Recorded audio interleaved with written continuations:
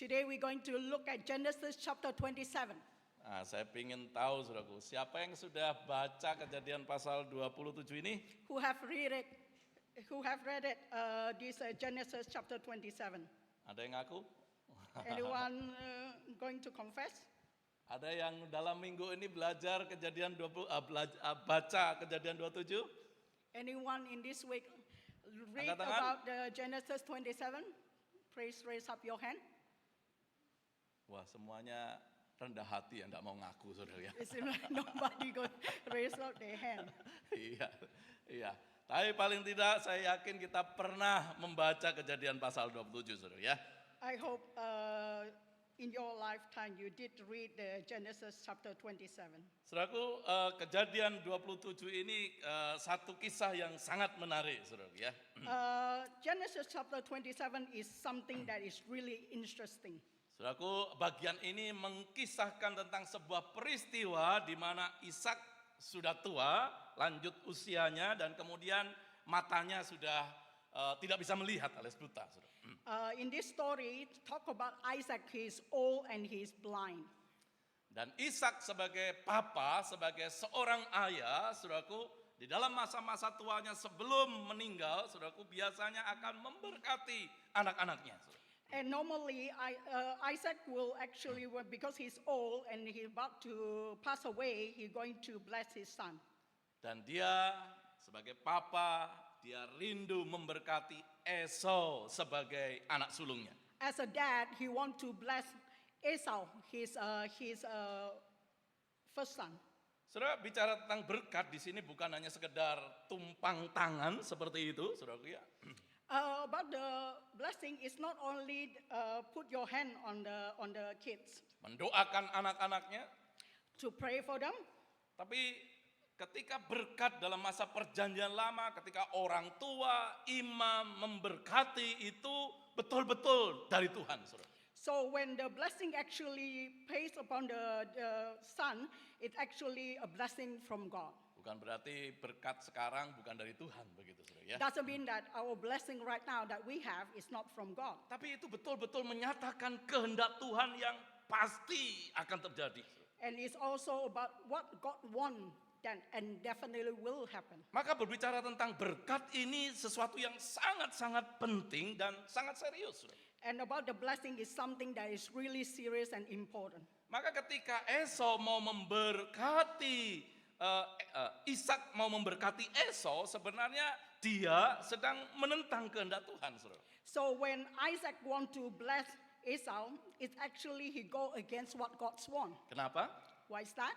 Karena Tuhan sejak awal kasih tahu bahwa anak yang tua akan menjadi hamba kepada anak yang muda. Because God in the beginning already told Isaac that the younger son will actually a master of the older son. Nah, kita sudah pelajari di Kejadian pasal 25, saudara. That's we have learned in the Genesis 25. Nah, singkatnya begini, saudara. So to cut story short, Jadi Ishak itu akhirnya menyuruh Esau untuk berburu. so Isaac actually asked Esau to go for hunting. Nah, setelah berburu, dapat, kemudian dia memasaknya dan membawanya kepada Ishak, dan kemudian Ishak akan memberkati Esau. So after he hunt games, then he will eat it and he will bless Esau. Ribka ini istrinya, saudaraku, mendengar hal ini, saudara. Rebecca, his wife, heard about it. Dan Ribka ini, saudaraku, tidak suka dengan istri-istri Esau. Rebecca doesn't like other Isaac wife.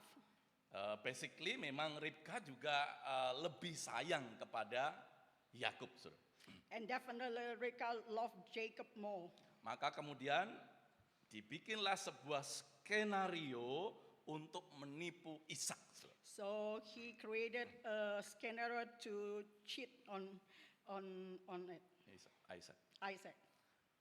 Supaya apa? Supaya Yakub ini, saudaraku, yang diberkati terlebih dulu. So the Jacob actually being blessed instead of Esau. Nah, sebelum peristiwa itu, saudaraku, kita sudah belajar, saudaraku, Yakub ini menipu Esau, saudara. So we know that Jacob actually cheated on Esau. Esau akhirnya menjual hak kesulungannya kepada Yakub And Esau sold his birthright to Jacob. dengan masakan kacang merah. Saudara, And ya. it's for a bowl of the red bean soup. Nah, pertanyaannya bagi kita sekarang, So the mari kita question coba is, pikir sama-sama.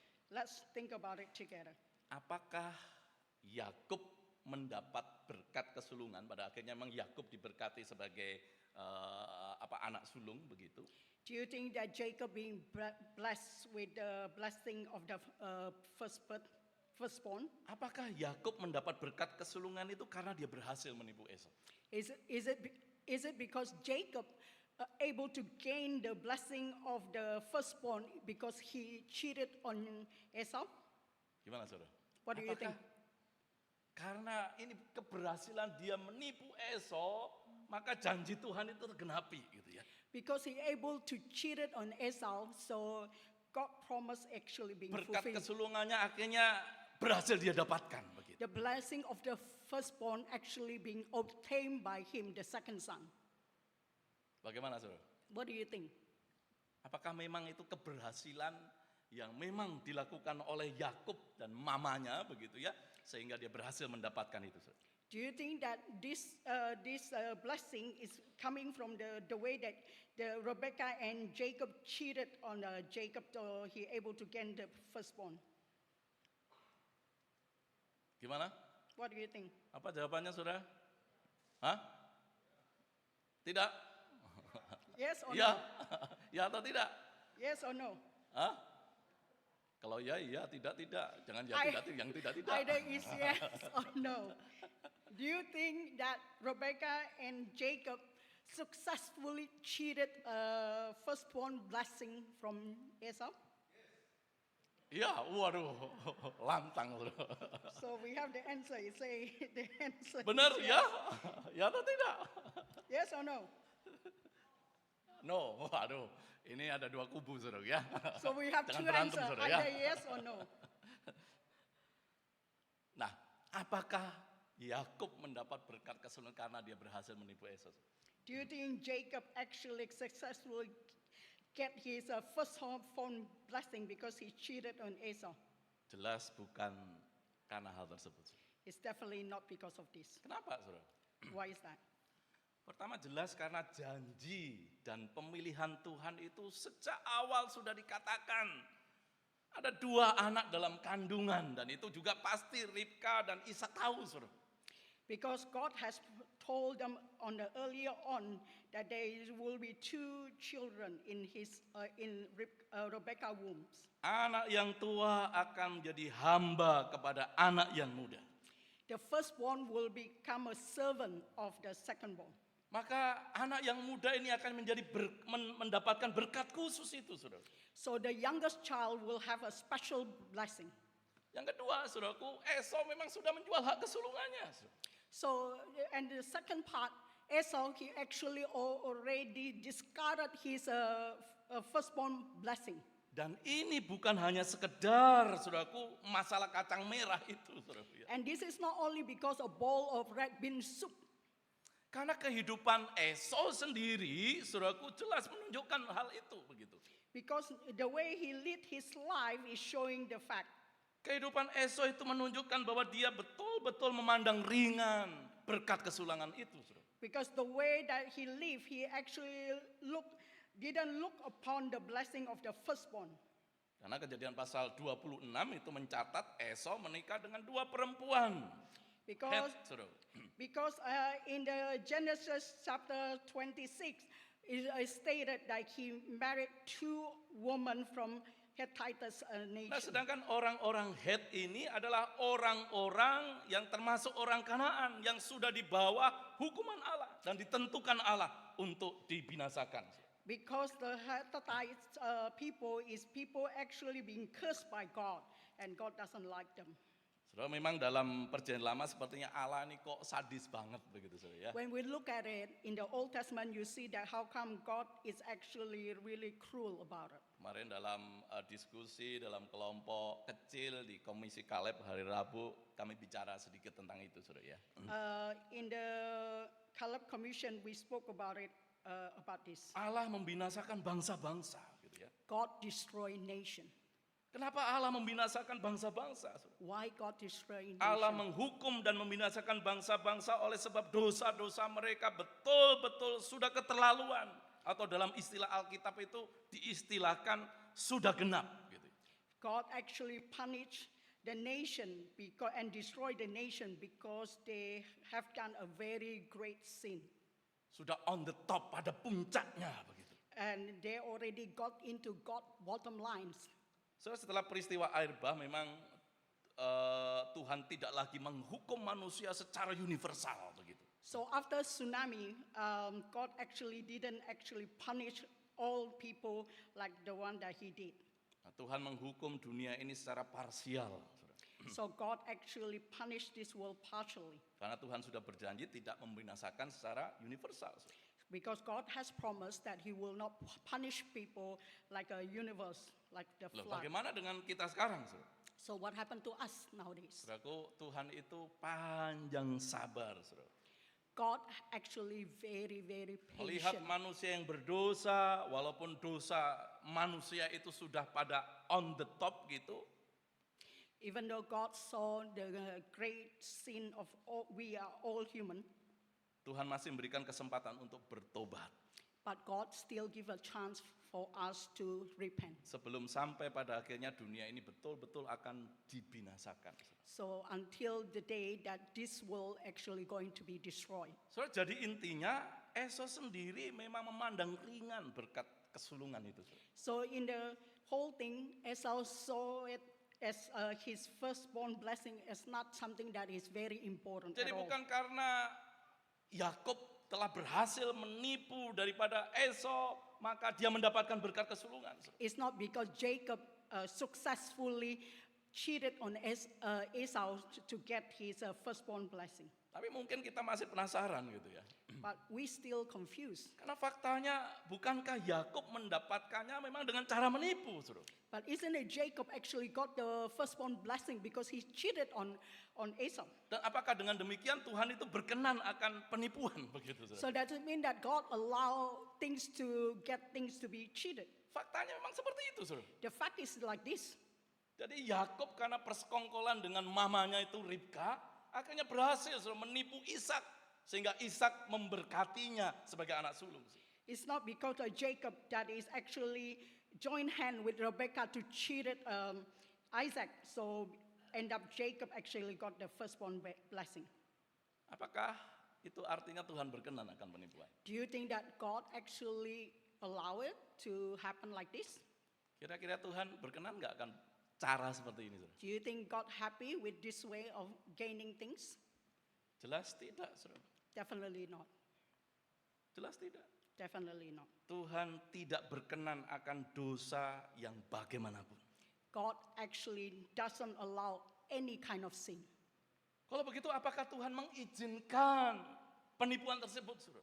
So is God allow this cheating? Ya memang Tuhan tidak berkenan, tapi Tuhan mengizinkan penipuan itu, Saudara.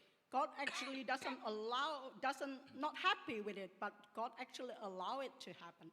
Tuhan mengizinkan nggak, Saudara? Do you think God allow it to happen? Tuhan izinkan nggak menipu? God allow it to happen to cheat someone? Lah kan akhirnya dapat itu. Because Berhasil. eventually Tuhan izinkan. actually Jacob got the firstborn blessing, isn't it? Lebih tepatnya Tuhan membiarkan ketika manusia memilih untuk berdosa. Bukan mengizinkan untuk berdosa. God actually allow human to have sin, but God actually doesn't acknowledge it. Sekali lagi saya katakan Tuhan membiarkan ketika manusia memilih untuk berdosa. Bukan mengizinkan untuk berdosa. God actually let go things when human did sinful things, but doesn't mean that God allow it to happen. Tuhan itu mengizinkan iblis mencobai manusia. God allow the Satan to try to human Karena iblis tidak berdaulat atas hidup manusia. because Satan didn't have the power upon our life. Seperti pada peristiwa Ayub. Tuhan mengizinkan iblis mencobai Ayub. So like a story of Job, God allows Satan to try on Job. Kira-kira menurut saudara Tuhan mengizinkan manusia berbuat dosa enggak? Do you think God allow human to commit sin? Mengizinkan enggak Do you kita think- berbuat dosa? Do you think God allow us to do sin? Jelas tidak, saudara. Obviously not. Kita aja orang tua atau kita punya teman ngomong, aku mau nipu nih. Kira-kira kita izinkan nggak? So if you have Anak kita ini datang, Ma, Pa, aku mau nipu dia, begitu saudara. Atau teman kita datang, aku mau nipu dia. Kira-kira kita izinkan nggak? someone who close to you, like your kids or your friends or your relatives, saying that I'm going to cheat someone, do you think you will say it's okay? Saya yakin tidak akan, saudara. I'm sure you'll disagree on it. Kalau kecuali saudara sedang sakit, mungkin. Saudara. Except if you have a mental issue, then Kita nggak probably akan you say mungkin, yes. kita yang tahu kebenaran tidak akan mungkin mengizinkan seseorang untuk berbuat dosa. You know the truth, that you will know that you don't want that person to commit Apalagi sinful Allah things. tidak mungkin mengizinkan seseorang berbuat dosa, saudara. Even God, He will never allow someone actually to do sin. Tuhan mengizinkan manusia untuk memilih sesuatu yang tidak terkait langsung dengan dosa. Misalnya pekerjaan, teman hidup, kita makan apa, kita pakai baju apa. Tuhan mengizinkan itu, saudara. God actually allow us to choose what type of work that we have, what partner that we're going to have, what food that we're going to eat. Tapi Tuhan tidak akan pernah memberi izin untuk manusia berbuat dosa. But God never allow human to do sin. Tuhan hanya membiarkan manusia ketika manusia tetap memilih untuk berdosa. God actually let go human being, let them to do sin. Dan itu nampak dalam kehidupan Yakub yang memilih untuk berbuat dosa dengan And- melakukan penipuan. And this is happened to Jacob, that he took away the firstborn blessing with the cheating. Dan dia menanggung resiko dan hukumannya sendiri. He actually faced a lot of judgment and punishment. on Yakub his mengambil age. resiko dan dia mendapatkan hukuman itu. Jacob took the risk and he actually suffered from it. Dia harus meninggalkan, harus mengungsi, meninggalkan papa, mamanya, kakaknya, saudaraku. He actually have to leave home and leave his parents and his brother. Dijauhkan dari keluarga, terlebih mama yang sangat mengasihinya. He have to run away from home, especially the mom, Rebecca, who loved her so much. Bahkan dalam perjalanan hidupnya dia mengalami beberapa kali ditipu, saudara, begitu ya. Even throughout his life, he's actually being cheated upon by someone else. Oleh mertuanya dia ditipu, From his in-law, he also being cheated on. nanti kita akan sampai ke sana, saudara. Later on, we will look on it. Ketika dia mau mendapatkan ya istrinya, mertuanya tipu dia, kasih justru saudaranya. So when he want to marry his parent-in-law actually cheated him. Instead of the girl that he want, he actually got the sister. Sehingga dia harus bekerja lagi selama 7 tahun. So he end up that he have to work another 7 years to gain the woman that he loved. Dia juga dibohongi oleh anak-anaknya, He, saudaraku. he always also being cheated by his Bahwa own Yusuf, children. anak kesayangannya telah mati dimakan binatang, saudara. That Joseph, his beloved son Joseph, his beloved son, that actually being eaten by the wild animal and Pada died. akhirnya dia mengalami masa-masa yang sulit seperti itu, saudaraku. So he faced a lot of problem in Itu his seolah-olah life, berbalik kepada dirinya, saudara. and it's actually punishment upon himself. Difitnah oleh istri Potifar. And Joseph actually being cheated by the Potiphar wife. Dilupakan oleh juru minuman raja. He's being forgotten by his friend, colleague. Dan saudaraku, Yakub sendiri di akhir hidupnya, kalau nanti kita sampai pada pasal 47, dia berkata, hidupku ini buruk adanya. Even Jacob, on his last day of life, he say in the Genesis chapter 47 saying that his life actually full of hardship and difficulties. Pada dasarnya Tuhan tidak berkenan akan dosa yang bagaimanapun, saudara. God actually doesn't allow any type of sin. Dan Yakub harus menanggung resiko dan hukuman atas dosa yang dilakukan. Jacob have to bear all the risks that he have done. Tapi pasti masih ada pertanyaan di dalam pikiran kita. I'm sure we have a question. Tapi bagaimanapun juga peristiwa Yakub diberkati sebagai anak sulung itu terjadi dalam skenario yang direncanakan. No matter what, Jacob, second son, actually got a blessing of the firstborn. Jadi tetap saja peristiwa itu sepertinya adalah hasil pikiran, hasil daripada rencana Ribka dan Yakub, saudara. So by the look on it, by the surface on it, it seemed like the first blessing, the firstborn blessing actually gained by the cheating of Rebecca and Jacob.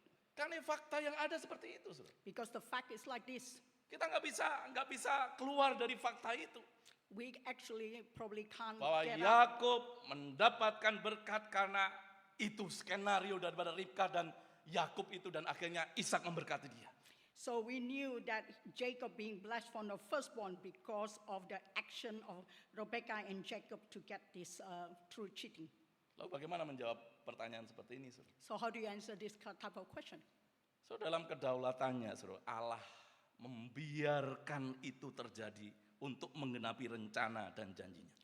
God actually let things happen.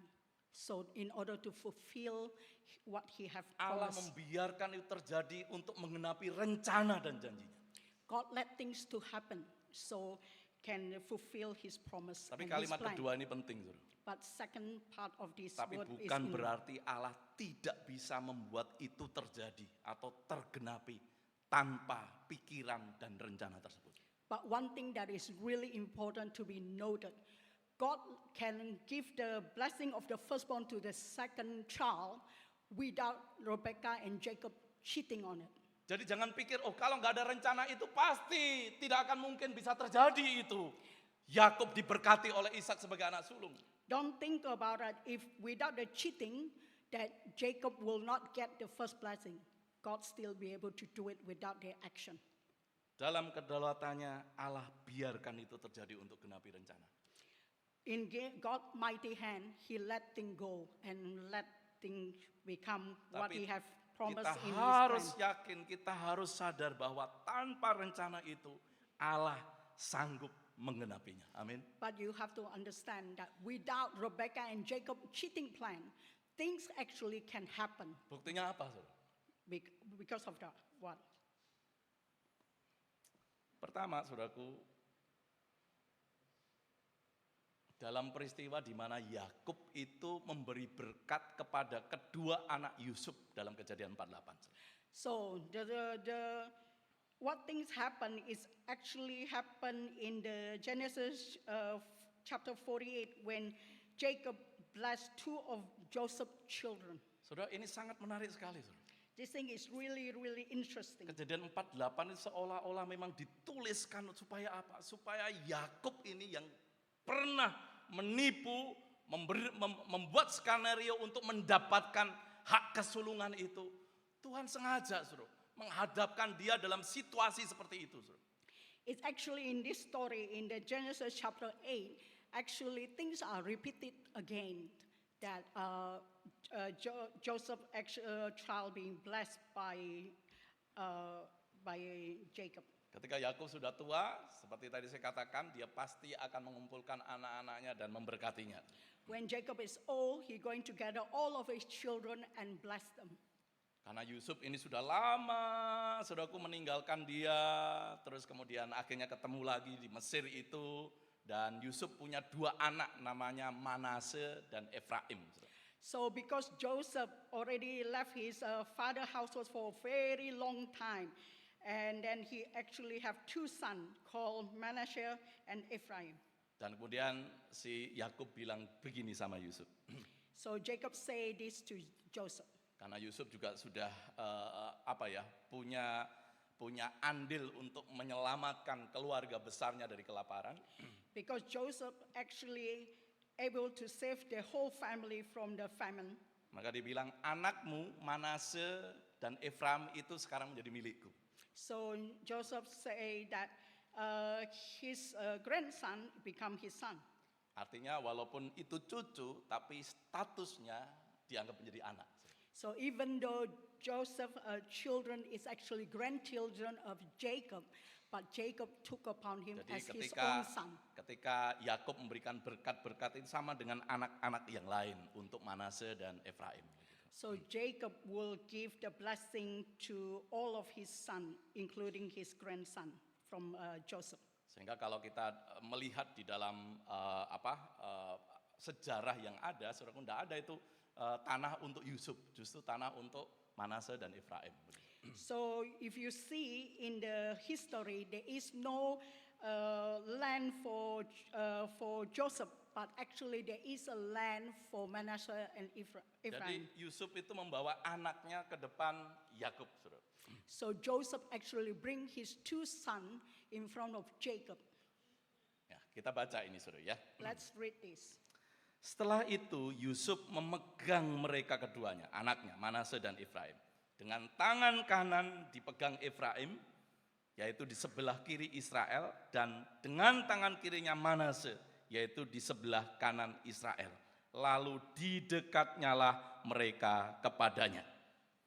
Tetapi Israel mengulurkan tangan kanannya dan meletakkan di atas kepala Efraim, walaupun ia yang bungsu, dan tangan kirinya di atas kepala Manase. Jadi tangannya bersilang. Walaupun Manase yang sulung. Ketika Yusuf melihat bahwa ayahnya meletakkan tangan kanannya di atas kepala Efraim, hal itu dipandangnya tidak baik. Lalu dipegangnya tangan ayahnya untuk memindahkannya dari atas kepala Efraim ke atas kepala Manase. Katanya kepada ayahnya, "Janganlah demikian ayahku, sebab inilah yang sulung. Letakkanlah tangan kananmu ke atas kepalanya." Tetapi ayahnya menolak. Yakub menolak. Katanya, "Aku tahu anakku, aku tahu. Ia juga akan menjadi suatu bangsa dan ia juga akan menjadi besar kuasanya. Walaupun begitu, adiknya akan lebih besar kuasanya daripadanya. Dan keturunan adiknya itu akan menjadi sejumlah besar bangsa-bangsa." So Genesis chapter 48, we're going to jump there. Genesis chapter 48 verse 13, and say, "And Joseph took both of them, Ephraim on his right hand toward Israel left hand, and Manasseh on his left toward Israel right hand, and brought them close to him. But Israel reached out his right hand and put it on Ephraim's head, and put his, though he was the youngest, and crossed his arm. He put the left hand on Manasseh's head, even though Manasseh was the firstborn." Chapter 17, when Joseph saw his father placing his right hand on the Ephraim head, he was displeased. So he took hold of his father's hand to move it from Ephraim head to Manasseh head. Joseph said to him, "No, my father, this is the firstborn. Put your right hand on his head." Chapter 19, but his father refused and said, "I know, my son, I know. He too will become a people, and he too will become a great. Nevertheless, your younger brother will be greater than he. His descendant will become a group of nations." He blessed them on that day. And Saudaraku, jelas-jelas saudara, Yusuf itu udah memposisikan Manase itu akan dapat tangan kanan, Efraim tangan kiri, karena Efraim itu yang bungsu. Joseph definitely already put Manasseh on his father's right hand side, and Ephraim on the father's left hand side, because Ephraim was the youngest. Tapi Yakub justru begini, saudara, menyilang. But actually Jacob crossed his hand. Efraim dapat tangan kanan, So the younger son actually got the right hand, Manase dapat tangan kiri. and the firstborn got the left hand. Kalau Tuhan memang, saudaraku, mau menghendaki berkat untuk seseorang, When God want to bless someone, so tidak ada seorang pun, tidak ada situasi pun yang bisa menghalang-halangi. Amin. nobody actually going to destroy. Tuhan pasti, saudaraku, menentukan pilihannya seperti apa, yang mana Tuhan tahu.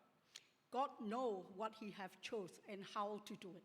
Dan saya yakin Yakub pun orang tua menjadi kepanjang tanganan untuk menyampaikan berkat itu. And we know that Jacob also know about this fact. Saudara itu saya yakin saat itu dia menyadarkan Yakub secara pribadi.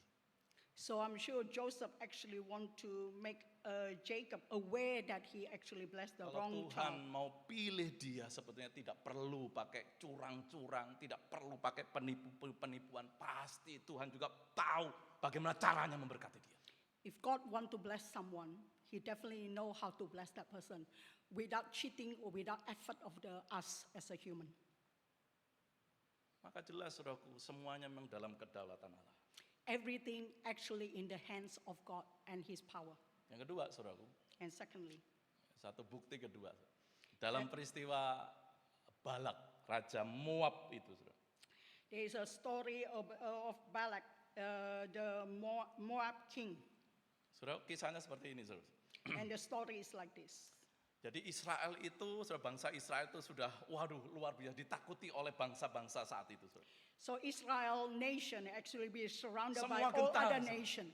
And then everyone want to create a war against Israel. Dan kemudian Balak Raja Moab memikirkan sesuatu yang penting saudara.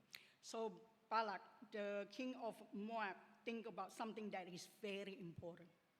Ada seorang imam yang luar biasa, saat itu namanya Bileam saudara. So there is a prophet that is really great. Karena kata-katanya, berkatnya itu mujarab begitu, sakti begitu saudara. And this prophet actually can do a lot of Jadi blessing. makanya Balak itu dia datang kepada Bileam saudara.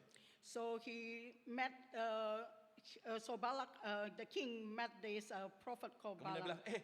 tolong dong itu kutukin Israel supaya dia, kacau, hancur, binasa begitu ya. Kalau perang kalah begitu saudara. So he said that curse Israel nation. So when they go into the war, they will lose. Ntar aku persembahkan persembahan yang banyak sekali, emas, perak dan macam-macam saudara begitu. Then I will give you all the treasure that you wanted. Jadi intinya disuap untuk itu saudara begitu ya. So in another word, actually put a grease money on it. Pokoknya lakukanlah begitu saudara. So the king asked Balaam to curse Israel. Terus Bileam mikir-mikir saudaraku. So Balaam think about it. Wah belum pernah nih dapat emas banyak, perak banyak. Saudara. So he must thinking that I haven't received so many treasure. Akhirnya mau nggak saudara? So do you think he Mau wanted? nggak? What do you think? He wanted? Mau. He agree on it? Dia mau saudara. Yeah, definitely wanted. Kemudian dia naik namanya keledai. So he took a donkey.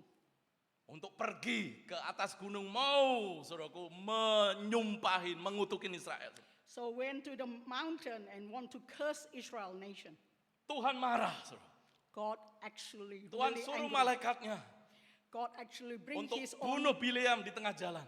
So kill Balaam in the middle of the road. Tapi saudara itu peristiwa yang luar biasa tercatat Alkitab. Si namanya keledai saudara. So- Keledai itu berbicara saudaraku. Dia So- bisa lihat malaikat saudara. So the donkey actually able to see an angel, and that donkey actually be able to speak. Akhirnya saudaraku Bileam selamat saudara. So end up that Balaam actually being saved by the donkey. Tapi gitu nggak bertobat saudara begitu ya. But he actually not repent about it. Ketika Raja Moab panggil dia, When the Moab king called him up, diiming-imingi saudara banyak kekayaan saudaraku. so Dia mau datang saudara. gave him a lot of treasure if he want to curse Israel. Dan kemudian dia datang, dia berdiri di atas gunung melihat itu nanti Israel itu akan lewat situ. So he stood upon the mountain and where he be able to see a lot of Israel people. Terus Balak juga mendampingi. So the king actually was standing next to him. Dan ketika dia melihat Israel sudah di atas gunung, saudara, So when he saw Israel at the top of the mountain, dia mulai arahkan tangannya ke Israel. Saudara. so he start to curse, put his hand, start to curse Israel. Tapi apa yang terjadi, saudara? But do you think what happened? Mulutnya tidak berbicara kutuk, tapi bicara berkat. But his mouth didn't spoke any about the curse, but he actually Padahal dia blessed punya Israel. keinginan untuk mengutuk Israel. Saudara. Actually, in his heart, he want to curse Israel. Tapi yang keluar itu berkat. But when it was spoken, it actually a blessing. Maka Balak marah-marah, saudara. So the king actually, Balak, he was really angry. Kamu itu gimana sih? He said, what Gua udah happened to bayar you? mahal, gua datangin dari tempat jauh begitu. I already pay you and spend so much money to bring you to the mountain. Aku datangkan kamu itu untuk mengutuki, bukan memberkati, begitu. I bring you up to the mountain to curse them, not to bless them. Kemudian dikatakan apa? Saudara, Bilangan 23 ayat 11. So what Balaam saying in the Number chapter 23 verse 12. Bukankah aku harus berawas-awas supaya mengatakan apa yang ditaruh Tuhan ke dalam mulutku? Isn't it I have to be careful and speak what have God put it in my mouth? Saudaraku, Bileam tetap memberkati Israel. So end up a curse that he want to say it and turn into a blessing toward Israel. Dia tidak bisa tidak untuk memberkati umat pilihan. He cannot not to bless Israel, the chosen nation. Jadi sebetulnya bukan karena Yakub dan Ribka berdusta sehingga Yakub menerima berkat. So it's not because of the joint hand or cheating of Rebekah and Jacob end up that Jacob actually got the firstborn blessing. Tanpa skenario penipuan itu pun berkat pasti akan sampai kepada Yakub. Without this cheating that cooked up by Rebekah and Jacob, blessing will still be upon Jacob. Tapi justru karena mereka menipu, maka mereka harus menanggung akibat dosa. Because they gain this blessing through cheating, they have to face a lot of problem in their Yakub life. harus lari ke Mesopotamia, Jacob have to run from his family to another places. berpisah dengan Ribka, mama yang menyayanginya. That separated from his beloved mother. Dan Alkitab mencatat mereka tidak bertemu lagi. Karena ketika kembali, Ribka sudah meninggal. And the Bible say that after he ran away from the home, he have to be isolated from the home. He never met Rebekah because Rebekah has passed away during his isolation. Saudara, bagaimana dengan Esau, saudara? So what happened with Esau? Nah, Esau itu ceroboh dan tidak bisa menahan nafsu ketika lelah dan lapar. So Esau is actually someone who can actually go hold what he want. Rasa lelah dan lapar itu telah menumpulkan akal sehatnya sehingga dia lebih suka memilih apa yang dia lihat dan rasakan dibandingkan dengan yang tidak kelihatan namun mulia. Because his tiredness and his hungry, he didn't look upon very highly that the blessing that he have. Esau sudah menjadi orang yang sungguh-sungguh desperate begitu, yang menginginkan sesuatu sehingga apapun bayarannya dia akan bayar. Because of this, he willing to pay any price in order to fulfill what he want. Kedua, Esau itu berpikir jangka pendek dan sementara. Esau is actually short-sighted and he didn't plan well. Saudaraku, hak kesulungan hanya seharga roti dan kacang merah. The firstborn blessing is only a price of one piece of bread Makanan and a soup. jasmani hanya memuaskan dirinya sesaat saja. The food that he have is only going to satisfy him for a while. Sedangkan berkat anak sulung yang meliputi berkat Tuhan untuk masa kini dan masa yang akan datang itu dia tidak bisa nikmati. So the blessing of the current blessing and the future blessing, he doesn't actually be able to enjoy it. Esau menukar legacy masa depannya dengan kenikmatan kacang merah yang ya sebentar saja habis. He chose to exchange his firstborn right with a bowl of red bean soup. Maka beberapa minggu lalu saya katakan ini ironis, bro. Alkitab katakan ia makan dan minum lalu berdiri dan pergi. Few weeks ago, I say that this is very ironical. He exchanged his firstborn right for a bowl of soup. After he eat it, and he also go away. Itu artinya dia menikmatinya itu cepat gitu saja. So he only enjoyed this food very fast. Kenikmatan yang cepat sekali kemudian selesai begitu saja. So he enjoyed very in a only short period of time, and then he left. Dan ketiga, Esau itu meremehkan betul-betul status kesulungan itu. He looked down upon his firstborn blessing. Kesulungan itu tidak penting bagi dia. For him, the firstborn blessing is not Tidak berharga important. bagi dia. It's not valuable. Sehingga dia lancang menjual begitu saja dengan makanan. So he can exchange it with the food. Itu sebabnya penulis surat Ibrani memperingatkan dengan keras kepada pembaca, pada kita, tidak meniru kelakuan Esau ini. So in the Hebrew, it say that also warning to us not to copy what Esau did. Dalam Ibrani 12 ayat 16 dikatakan Esau itu dikatakan orang cabul, orang yang punya nafsu rendah. So in Hebrew chapter 12 verse 16 they say, see that no one is sexually immoral or is godless like Esau.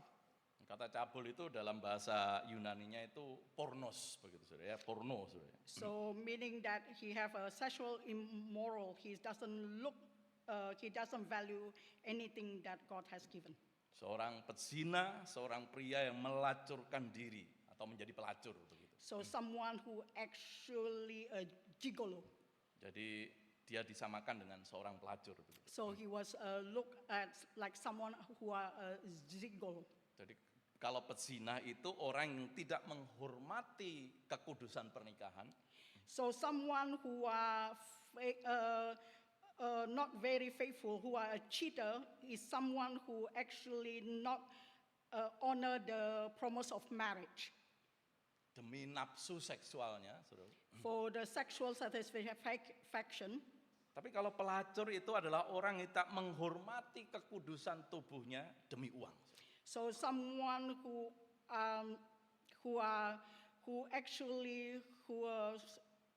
work as a gigolo, he actually sell his body. Dia menukarkan sesuatu yang mulia, yang bernilai, yang berharga dengan sesuatu yang fana. He exchange something that is holy to something that is unholy. Dan itu menjadi raungan, tangisan yang berkepanjangan. And it's become a long suffering and long crying that never end. Maka saudaraku, Esau telah menukar berkat itu yang tidak kelihatan dengan makanan. So Esau has exchanged the blessing that he can't see it with a bowl of red bean soup. Sementara Yakub menukar makanan itu dengan berkat, walaupun itu tidak kelihatan. Jacob actually exchanged his bowl of soup with a blessing that he can't see at that time. Bagi Yakub berkat itu bukan sekedar makanan, bukan sekedar hal-hal yang terlihat, yang kita perlukan dalam hidup. Jacob see that the blessing is not about things that he can see, but actually things that he can't see. Berkat itu melampaui kebutuhan akan makanan, pakaian, dan tempat tinggal. The blessing is actually far beyond the food and the clothes and everything that he have, that he can see. Dan hal yang kita pelajari adalah ketika Tuhan berkehendak menganugerahkan berkat itu kepada kita, When God allow a blessing upon our life, itu pasti akan terjadi, pasti akan tergenapi. and that is definitely will happen and that definitely will be fulfilled. Saudara, artinya tidak ada seorang pun atau sesuatu pun yang sanggup menghalang-halangi. So meaning that no one and nothing will actually prevent God blessing upon our life. Tapi kita juga tidak perlu mengupayakannya dengan menghalalkan segala cara yang tidak berkenan kepada Tuhan. But we also should not act upon something that not God allow us to do.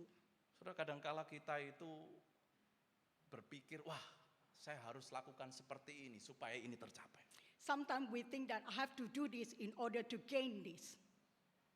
Tapi yakinlah bahwa Tuhan punya banyak cara untuk menggenapi janjinya dalam hidup kita. We have to understand that God have a lot of ways in order to bless us without our effort to gain it. Bahkan dalam kisah Bileam tadi saya katakan, Tuhan itu sanggup mengubah kutuk menjadi berkat. Even in the story of Balaam, God are able to change the curse into a blessing. Saudaraku, ada orang seringkali katakan, kalau udah rezeki nggak kemana. Betul? There is an Indonesian saying that if there is a blessing, it will not go anywhere. Kalau udah rezeki nggak kemana-mana. If you have the luck, your luck will not go anywhere. Tapi saya mau katakan, kalau sudah berkat, kalau itu berkat, nggak kemana-mana. Amin. But I want to say, if it's already a blessing from God, it will not go anywhere. Katakan kepada kanan kiri, kalau Tuhan mau menyatakan berkat pada kita, nggak kemana. Kalau berkat nggak kemana-mana. Say it to your Kasih tahu saudara, pada someone teman-teman. next to you Kalau berkat itu nggak kemana-mana. that Amin. if God want to bless you, it will not go Nggak anywhere. perlu khawatir. You don't have to worry about it. Tidak ada seorang pun yang bisa menghalang-halangi berkat Tuhan untuk saudara. No one can prevent the blessing Bahkan from ketika God to orang you. berusaha untuk menghalang-halanginya dan mengutuki saudara, percayalah Tuhan bisa mengubah kutuk itu menjadi berkat. Even though someone want to curse you, to prevent you to gain this blessing, believe that God have his own way to bless you. Oleh itu kita bersyukur That we have to be grateful.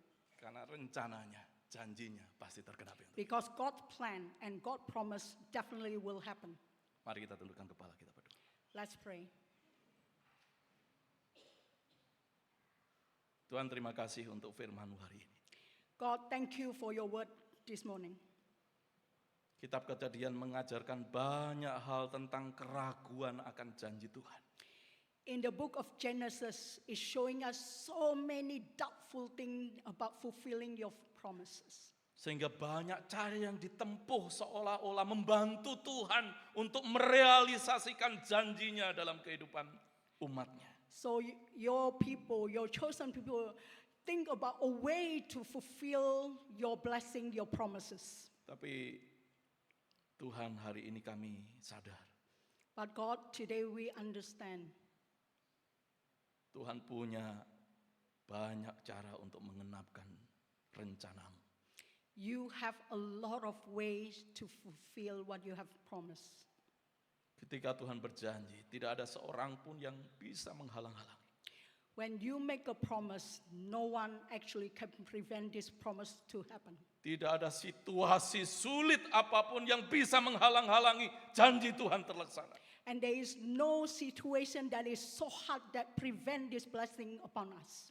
Bahkan ketika ada usaha-usaha untuk menggagalkannya sekalipun, Even though there is a lot of effort by other people to actually prevent this blessing ada upon us. cacian, ada makian, ada fitnah sekalipun, There is a cheating, there is a dirty play things that happening behind all of this.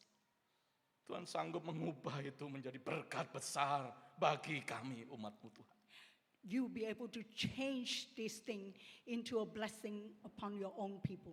Terima kasih Tuhan. Thank you, God. Ajar kami untuk bergantung kepada Tuhan. Teach us to depend upon you. Berkaryalah sebebas-bebasnya dalam hidup kami Tuhan. Work freely, God, in our life Dengan cara-cara-Mu yang ajaib. with your own way that is so amazing. Dalam nama Tuhan Yesus Kristus kami berdoa. In the name of Jesus we pray. Amin. Amen. Tuhan berkati. God bless.